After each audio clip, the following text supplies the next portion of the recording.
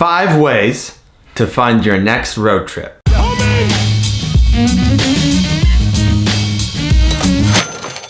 Pick up a side job. So you're probably already working if you are trying to save money for an upcoming trip.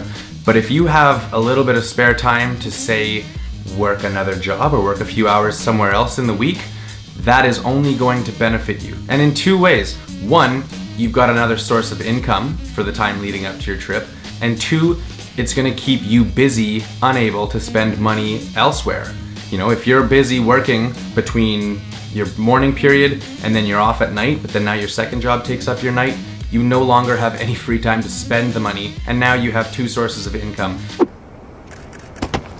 There are other ways, you know, maybe you can pick up a job just kind of helping out a friend with landscaping business or power washing or cleaning cars, whatever it may be. To quote our friend Max, he used to say, short-term pain, long-term gain. And so what he would do is he would work a very rigorous job, and he didn't necessarily like it, but he kept his head up and his chin down and he worked really hard at it. He suffered through it for a short period of time, and it ended up making him a ton of money. But was it worth it in the end? Yeah, if you ask him, it totally was. And now he's got the money to do what he needs to do with it, whether it's travel, whether it's put it into savings, whether it's buy a car. So you put in some hard work and you suffer for a little bit, but it comes out and you gain in the end.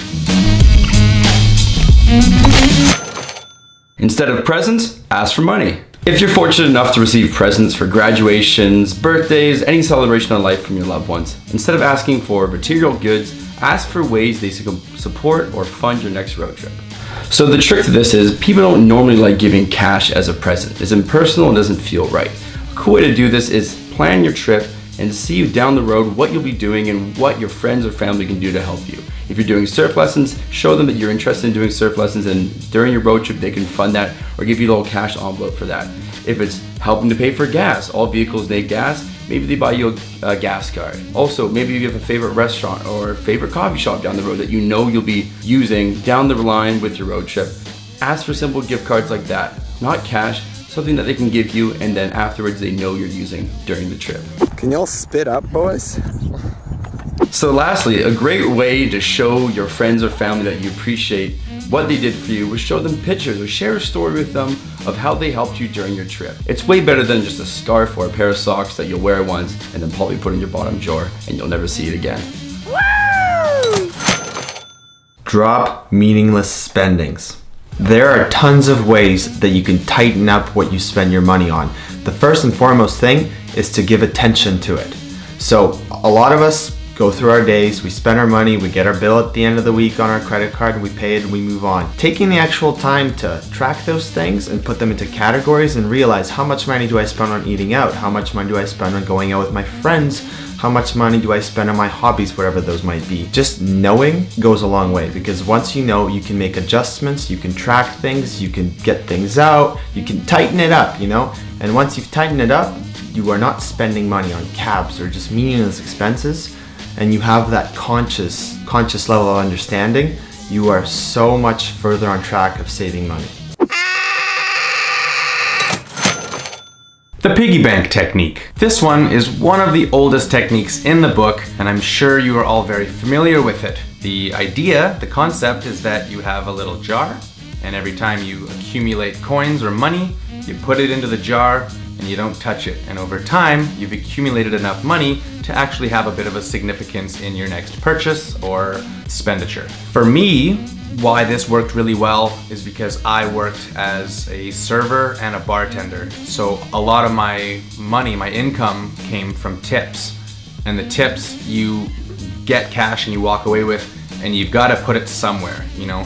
You're not gonna go and spend your paycheck somewhere. It goes in the bank. You put your paycheck in the bank, but with the tip money, you've got all this stuff accumulating, and if you work, 5 or 6 days in a week, you don't have time to spend the money that you've earned. So you can either go put it in the bank, or you can have your own separate little jar somewhere in your room or in a safe place that you store just kind of the excess. It's up to you how you wanna do it. Personally, if I know how much money is in my bank, then I spend based on knowing that quantity. So the more money I have in the bank, the more willing I am to spend.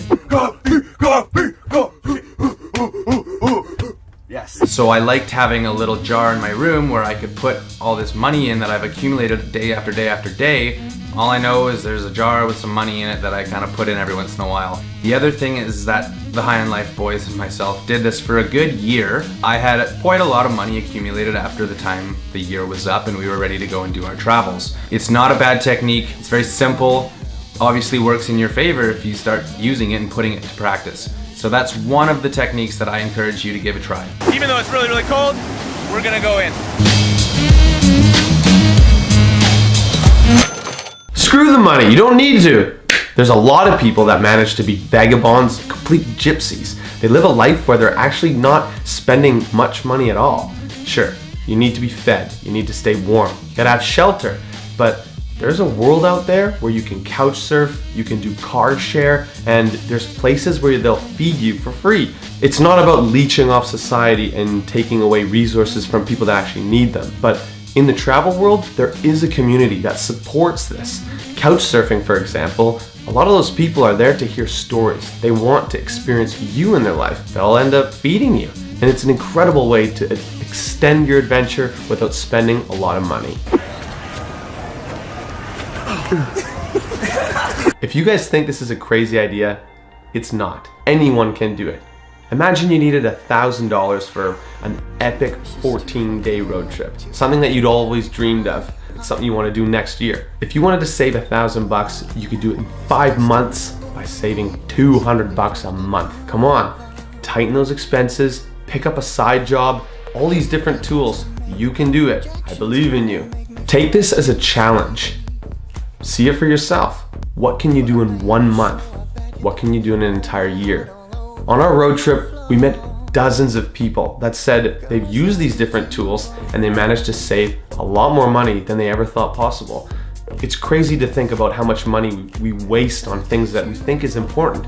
And really, when you look at it, you're just spending money because you have it. But if you can hold on to it and bring that abundance into your life, you'll end up being able to use it in things that make you grow as a person.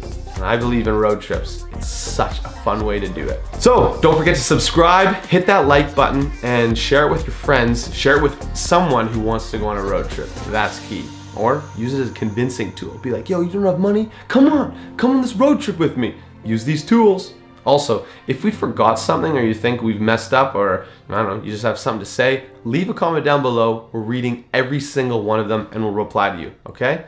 See you next time.